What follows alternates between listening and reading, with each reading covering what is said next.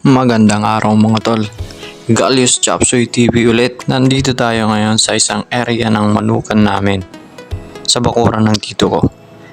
Andito yung mga may edad na at bulto na ang katawan para maihanda na.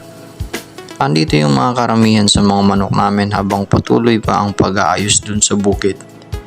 At yun ang maganda rito mga boss dahil kayo ang magiging saksi ng paunti-unting pag-improve ng mga manok at ng manukan namin. Ito talaga ang area ng manukan namin mula nung ilagay ko na yung mga manok ko sa pangalaga niya buhat ng ako po ay maghanap na ng pagkakakitaan.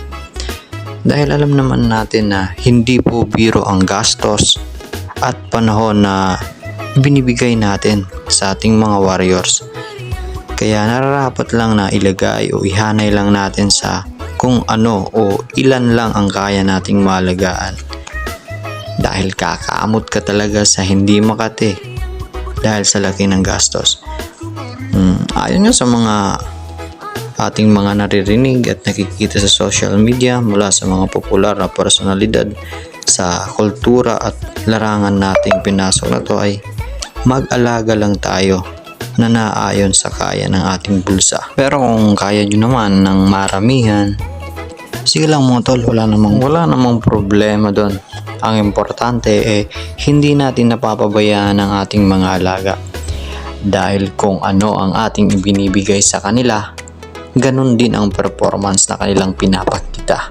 Ika nga choose quality over quantity. Dahil hindi nga naman paramihan ang pagmamanok, pagalingan ng mga alaga.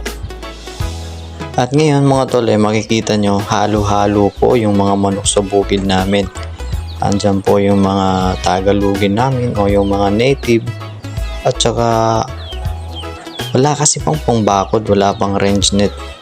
Yun nga nag-iipunan pa para maiwalay na sila at makapag extension na kami o makapaglagay na kami ng mas maraming mga stags at palugunin. Kaya mga tol comment down nyo na yung mga suggestion nyo sa kung paano pa namin mapapa-improve ang aming munting manukan. Sama-sama tayo sa pagangat mga tol at yun nga tulong nyo na rin para ma-improve namin tong munting manukan namin.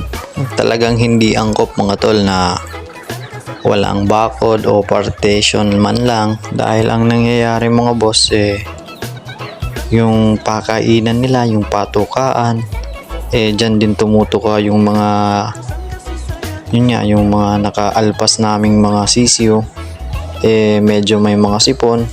Yun nga, risky talaga mga tol dahil madali silang mapasahan ng mga sakit.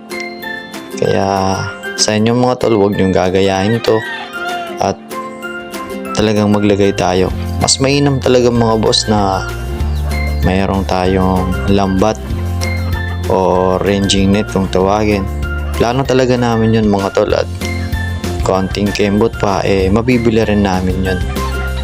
Yan, tingnan nyo mga tol Nandyan lang yung patukaan nila. Pag linagyan mo ng pakain may sasalo.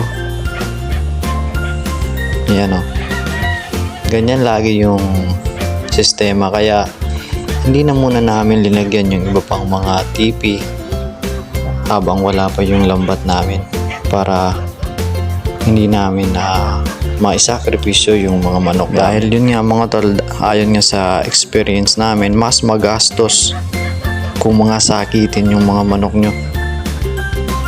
Bili kayo ng gamot, ng kung ano-ano pang suplemento. Kaya talagang mas mainam na iwasan natin yung mga sitwasyon na ganito. Kasi pag malayang nakakasalo yung mga nakaalpas ng mga manok, madali talaga silang masalinan ng mga sakit. Kaya yun nga, patibayan yung labanan na paggagamitan natin sa kanila. Kaya hindi talaga appropriate yan mga tol.